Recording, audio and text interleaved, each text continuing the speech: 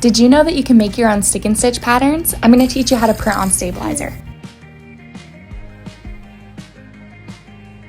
First, you're going to want to find a pattern. I have a ton of printable patterns in my Etsy shop, Stitching with Samantha.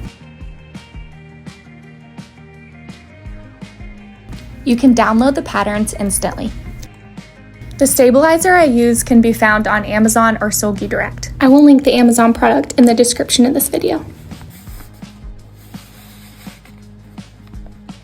Before you load the paper, you're going to uncurl the edges so your printer doesn't get jammed.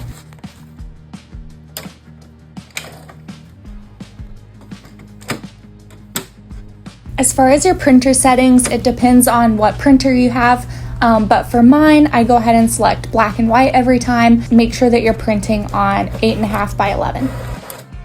And that's it. You can cut them out and stitch them on clothing, bags, and then wash off with water afterwards.